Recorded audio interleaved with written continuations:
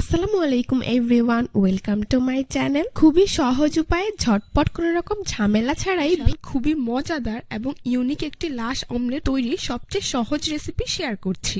মাত্র দুটি উপকরণ দিয়ে একদমই অল্প সময়ে খুবই সহজভাবে এই লাশ অমলেট আপনারা তৈরি করে নিতে পারবেন কোনো ঝামেলা ছাড়াই। এই লাশ অমলেটটি ঠান্ডা করে খেলে গরমে আপনারা খুবই তৃপ্তি পাবেন। বাসায় বড় থেকে ছোট সকলেই খুবই পছন্দ করবে। তো আর কথা না বাড়িয়ে চলুন রেসিপিটি দেখে নিচ্ছি।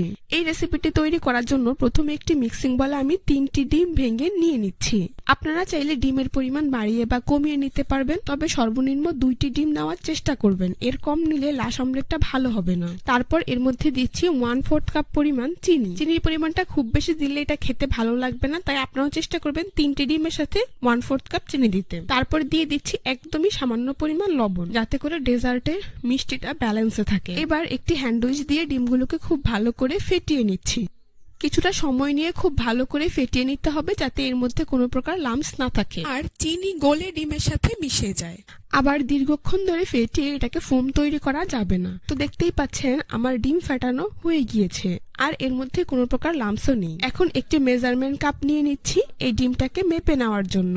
লাশ অমলেট তৈরি করার জন্য আপনারা ডিমের পরিমাণটা অবশ্যই একটি কাপ অথবা যে কোনো বাটি দিয়ে মেপে নেবেন, কারণ সেই সমপরিমাণ দুধ আমাদের এখানে অ্যাড করতে হবে। তো এবার ডিমটাকে আমি এই কাপে ঢেলে নিচ্ছি। দেখুন পুরোপুরি 1 কাপ হয়েছে। এখন এই ডিম 3টিকে আমি আবারও সেই মিক্সিং বলে ঢেলে নিচ্ছি। এবার এই ডিমের সমপরিমাণ অর্থাৎ 1 কাপ পরিমাণ দুধ আমি এর মধ্যে অ্যাড করে দিচ্ছি। দুধটাকে আমি আগেই জাল করে ঠান্ডা করে নিয়েছি। দুধটাকে অনেকক্ষণ জাল করে ঘন করার প্রয়োজন নেই, শুধুমাত্র একবার বলক আসলেই এটাকে উঠিয়ে ঠান্ডা করে নিতে হবে। তারপর ডিমের সমপরিমাণ দুধ এর মধ্যে অ্যাড করে দিতে হবে। এবার দুধটাকে ডিমের সাথে খুব ভালো করে মিশিয়ে নিচ্ছি। দেখতেই পাচ্ছেন আমার ডিম আর দুধ খুব ভালো করে মেশানো হয়ে গিয়েছে। এখন আমি এরকম একটি বাটি নিয়ে নিয়েছি, এটা দিয়েই আমি লাশ অমলেট তৈরি করব। একটি ব্রাশ দিয়ে এর চারপাশে এবং নিচে খুব ভালো করে তেল ব্রাশ করে নিচ্ছি। তারপর এই দুধ ডিমের মিশ্রণটা এই বাটিতে ঢেলে দিচ্ছি। চুলায় এরকম একটি পাত্র বসিয়ে পরিমাণ মতো পানি দিয়েছি। পানি কিছুটা গরম হয়ে আসলে এইবার এই দুধ ডিমের মিশ্রণ এই পানিতে এইভাবে বসিয়ে নিচ্ছি।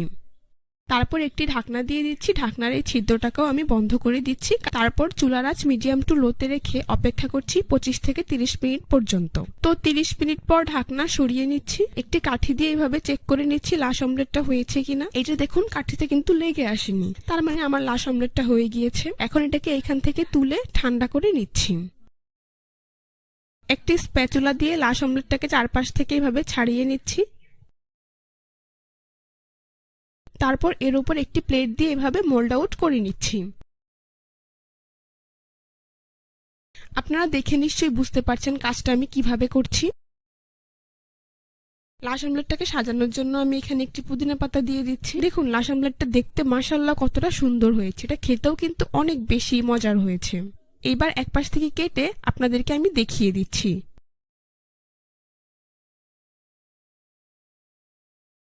এটা দেখুন এর বাইরে এবং ভেতরে উভয় পাশে খুব সুন্দরভাবে হয়েছে এবং এটা অনেকটাই নরম এবং তুলতুলে হয়েছে। খেতেও হয়েছে অসাধারণ। আপনারা চাইলেই ঈদের দিনে সকালে অথবা বিকেলে ডেজার্ট হিসাবে এই লাশ অমলেট তৈরি করে নিতে পারবেন কোনো ঝামেলা ছাড়াই। আমাদের অনেক সময় পুডিং তৈরি করতে গেলে ক্যারামেল হয় না অথবা ক্যারামেলের ঝামেলায় পড়তে হয়, কিংবা পুডিংটা সুন্দরভাবে হয় না। সেই হিসেবে কোনো ঝামেলা ছাড়াই কিন্তু মিহি করা ছাড়া আপনারা এই লাশ অমলেট তৈরি করে নিতে পারবেন। এটাকে তৈরি করে ফ্রিজে নর্মাল চেম্বারে রেখে ঠান্ডা করে খেলে এই গরমে সবাই খুবই তৃপ্তি পাবে। আশা করছি আজকের রেসিপিটা আপনাদের সবার কাছে ভীষণ ভালো লেগেছে। আমার চ্যানেলটি সাবস্ক্রাইব করে পাশে থাকা বেল বাটনটি অন করে দিন। আজ এ পর্যন্তই। একদমই সহজ উপায়ে ঝটপট ভীষণ মজার একটি ব্রেড পুডিং রেসিপি আজকে আপনাদের সাথে শেয়ার করছি। মাত্র 4 থেকে 5 পিস পাউরুটি আর 2টি ডিম দিয়ে একদমই সহজ উপায়ে খুবই মজাদার একটি ক্যারামেল ব্রেড পুডিং এর রেসিপি আজকে আপনাদের সাথে শেয়ার করছি।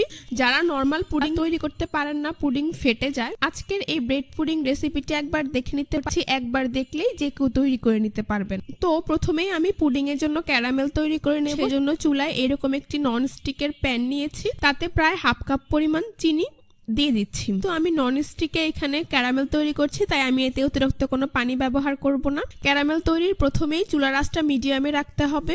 প্রথমে চিনিটাকে একদমই নাড়াচাড়া করা যাবে না। যখন এক পাশ থেকে এইভাবে চিনিটা গলতে শুরু করবে তখনই আমি এটাকে নেড়ে দেব। সম্পূর্ণ চিনি গলে গিয়ে ক্যারামেলটা তৈরি হওয়ার জন্য অপেক্ষা করতে হবে। যখন এরকম ক্যারামেলে কালার আসতে শুরু করবে তখন চুলার আঁচ একদমই লোতে করে দিতে হবে, তা না হলে ক্যারামেলটা পুড়ে যেতে পারে।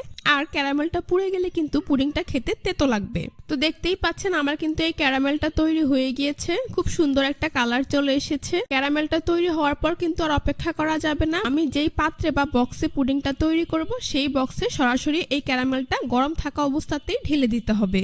তারপর এইভাবে পাত্রটাকে চারপাশে ঘুরিয়ে ক্যারামেলটা পাত্রের সব দিকে ছড়িয়ে দিচ্ছি। আর এই কাজটা কিন্তু খুবই দ্রুত করতে হবে ক্যারামেলটা গরম থাকা অবস্থাতেই, না হলে কিন্তু ক্যারামেলটা খুব দ্রুত জমে যাবে। পাচ্ছেন আমার কিন্তু ক্যারামেলটা পাত্রে সেট করা হয়ে গিয়েছে, এখন এটাকে আমি এক সাইডে রেখে দিচ্ছি। এবার চুলায় একটি কড়াইয়ে আমি প্রায় 2 কাপ পরিমাণ তরল কাঁচা দুধ নিয়ে নিচ্ছি। চুলার আঁচ মিডিয়াম টু হাইতে দিয়ে কিছুক্ষণ পরপর নেড়ে চেড়ে দুধটা বলক আসা পর্যন্ত অপেক্ষা করতে হবে। এখানে দুধটাকে অনেক বেশি সময় নিয়ে জাল করে ঘন করে ফেলা যাবে না, কিছুক্ষণ পরপর নেড়ে চেড়ে দিতে হবে যাতে করে দুধটা লেগে না যায়। দেখতেই পাচ্ছেন দুধে কিন্তু বলক আসতে শুরু করেছে, এখন আমি চুলা অফ করে দিব, তারপর এটাকে এক সাইডে রেখে দিচ্ছি। এইবার অন্য একটি প্লেটে এখানে আমি মিডিয়াম সাইজের 4 পিস পাউরুটি নিয়েছি, আপনারা চাইলে এর পরিমাণটা বাড়িয়ে কমিয়ে নিতে পারবেন। এখন একটি ছুরি দিয়ে এর মাঝ বরাবর এইভাবে কেটে নিচ্ছি, তারপর একইভাবে আড়াআড়ি করেও 3টি ভাগে কেটে নিচ্ছি। অর্থাৎ এরকম স্কোয়ার শেপ দিয়ে আমি পাউরুটিগুলোকে কেটে নিয়েছি, আর সাইডের ব্রাউন অংশটাও আমি নিয়েছি। আপনারা চাইলে এটা ফেলে দিয়েও শুধু মাঝের সাদা অংশ দিয়েও পুডিংটা তৈরি করে নিতে পারবেন। কেটে নেওয়া ব্রেডগুলোকে আমি একটি মিক্সিং বলে নিয়ে নিচ্ছি, তারপর জাল করে রাখা কুসুম গরম দুধ আমি এর মধ্যে দিয়ে দিচ্ছি। একটি চামচ দিয়ে ব্রেডের টুকরোগুলোকে দুধে খুব ভালো করে ভিজিয়ে নিচ্ছি। তারপর একটি ঢাকনা দিয়ে ঢেকে এটাকে এভাবেই রেস্টে রেখে দেব 10 মিনিটের জন্য। এখন অন্য একটি মিক্সিং বলে আমি নিয়ে নিচ্ছি 2টি ডিম, আপনারা চাইলে ডিমের পরিমাণটা বাড়িয়ে নিতে পারবেন। দিয়ে দিচ্ছি 1/3 কাপ পরিমাণ চিনি, চিনির পরিমাণটা আপনারা আপনাদের পছন্দ অনুযায়ী বুঝে বাড়িয়ে বা কমিয়ে দিতে পারবেন। তারপর এখানে আমি দিয়ে দিচ্ছি 1/4 চা চামচ পরিমাণ ভ্যানিলা এসেন্স। আপনাদের হাতের কাছে ভ্যানিলা এসেন্স না থাকলে আপনারা এর পরিবর্তে এলাচের গুঁড়ো ব্যবহার করতে পারবেন।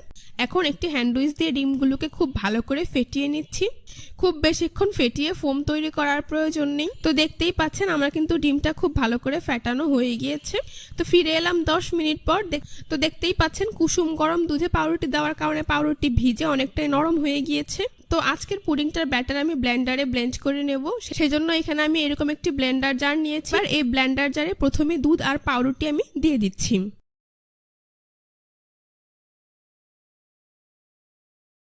মোটামুটি 5 মিনিটের মতো দুধ আর পাউরুটিটাকে আমি ব্লেন্ড করে নিয়েছি। দেখতেই পাচ্ছেন দুধ আর পাউরুটির এরকম একটি মিশ্রণ তৈরি হয়েছে। আপনাদেরকে একটু দেখে বুঝে নিতে হবে যাতে এই মিশ্রণের মধ্যে কোনো প্রকার আস্ত পাউরুটি না থাকে।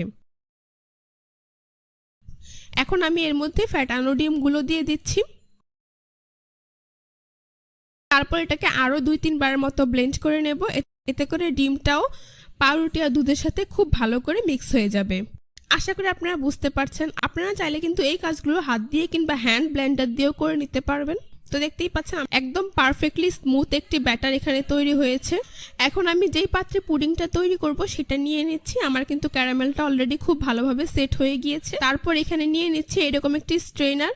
এইবার এই স্ট্রেনারে পুডিংয়ের ব্যাটারটাকে খুব ভালো করে ছেঁকে সরাসরি পাত্রে আমি নিয়ে নিচ্ছি।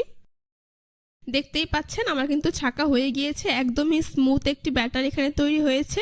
এবার আমি এর উপরে একটি ফয়েল পেপার দিয়ে খুব ভালো করে মুড়িয়ে নিচ্ছি। আপনাদের যদি ঢাকনা থাকে তাহলে আপনারা ঢাকনা দিয়েও এর মুখটা বন্ধ করে দিতে পারবেন। এখন চুলায় আমি এরকম একটি বড় পাত্র নিয়ে নিয়েছি, এর মধ্যে আমি 2টি টিস্যু নিয়েছি। আপনারা চাইলে এখানে 1 পিস কাপড় 2-3 ভাঁজ করেও দিতে পারবেন। এবার উপরে আমি পরিমাণ মতো পানি দিয়ে দিচ্ছি। পানি কিছুটা গরম হয়ে আসলে এখন আমি এর মধ্যে পুডিংয়ের পাত্রটা বসিয়ে দিচ্ছি। তারপর উপরে আরো একটি ঢাকনা আমি দিয়ে দিচ্ছি। সবশেষে এখানে একটি ঢাকনা দিয়ে দিচ্ছি। এখন চুলার আঁচ একদমই মিডিয়ামে রেখে 25 থেকে 30 মিনিট পর্যন্ত পুডিংটাকে স্ট্রিম করে নেব। তবে পুডিংয়ের সাইজ ছোট কিংবা বড় হলে সেক্ষেত্রে স্ট্রিমের সময়টাও কম বেশি হতে পারে। ফিরে এলাম 30 মিনিট পর, আমি ঢাকনাটা সরিয়ে নিচ্ছি। পুডিংয়ের পাত্রের ঢাকনাটাকেও আমি উঠিয়ে নিচ্ছি, তারপর ফয়েল পেপারটাও সরিয়ে নিচ্ছি। এবার এরকম একটি স্টিক দিয়ে আমি এভাবে চেক করে নিচ্ছি। যদি স্টিকের গায়ে কোনো কিছু লেগে না আসে তাহলে বুঝতে হবে আপনার পুডিংটা পারফেক্টলি রেডি। এখন এটাকে আমি চুলা থেকে উঠিয়ে কিছুটা ঠান্ডা করে নেব, তারপর ফ্রিজের নর্মাল চেম্বারে রেখে দেব প্রায় 20 মিনিটের মতো। তো 20 মিনিট পর আমি ফ্রিজের নর্মাল চেম্বার থেকে নামিয়ে নিয়েছি। এখন আমি পুডিংটাকে মোল্ড আউট করে নেব। এই জন্য প্রথমে একটি ছুরি দিয়ে আমি এর চারপাশটাকে এইভাবে কেটে পাত্র থেকে পুডিংটাকে ছাড়িয়ে নিচ্ছি। আশা করি আপনারা দেখেই বুঝতে পারছেন কাজটা আমি ঠিক কিভাবে করছি। খুবই সাবধানে এবং সতর্কতার সাথে ছুরি দিয়ে পুডিংটাকে পাত্র থেকে ছাড়িয়ে নিতে হবে। এবার পুডিং এর পাত্রের উপর একটি প্লেট আমি নিয়ে নিচ্ছি। তারপর এইভাবে প্লেটটাকে ধরে উল্টো করে পুডিংটাকে আমি মোল্ড আউট করে নিচ্ছি। আশা করি আপনারা দেখেই বুঝতে পারছেন কিভাবে আমি কাজটি করেছি। তো দেখতেই পাচ্ছেন মাশাআল্লাহ আমার পুডিংটা দেখতে ঠিক কতটা সুন্দর হয়েছে, আর এটা খেতেও কিন্তু হয়েছে অসাধারণ। এর ভেতরে কোনো প্রকার ছিদ্র হয়নি, আর এটা কিন্তু একদমই ফেটে যায়নি। আপনারাও চাইলে কিন্তু ঠিক একইভাবে এই রেসিপিটি হুবহু ফলো করে এরকম একটি পারফেক্ট এবং স্মুথ পুডিং তৈরি করে দিলে পরিবারের সকলেই কিন্তু খেতে খুবই পছন্দ করবে। চাইলে অতিথি আপ্যায়নও আপনারা এটি তৈরি করে দিতে পারেন ডেজার্ট হিসেবে, তারাও খুব মজা করে খাবে। একদিন তৈরি করে আপনারা ফ্রিজের নর্মাল চেম্বারে এটাকে 2 থেকে 3 দিন রেখে খেতে পারবেন। আর এই গরমে কিন্তু ঠান্ডা ঠান্ডা এরকম একটি ডেজার্ট খেতে সবারই খুবই ভালো লাগবে। এখন পুডিংটা কেটে আপনাদেরকে আমি একটু দেখিয়ে দিচ্ছি। এখন এর ভেতরেও কিন্তু কোনো প্রকার ছিদ্র হয়নি কিংবা ফেটে যায়নি, একদমই স্মুথ হয়েছে আর খেতেও হয়েছে অসাধারণ। আশা করছি আজকের রেসিপিটা আপনাদের সবার কাছে ভীষণ ভালো লেগেছে। রেসিপিটি ভালো লাগলে অবশ্যই আমার চ্যানেলটি সাবস্ক্রাইব করবেন, পাশে থাকা বেল বাটনটি অন করে দিবেন। সবাই ভালো থাকবেন, সুস্থ থাকবেন। আল্লাহ হাফেজ।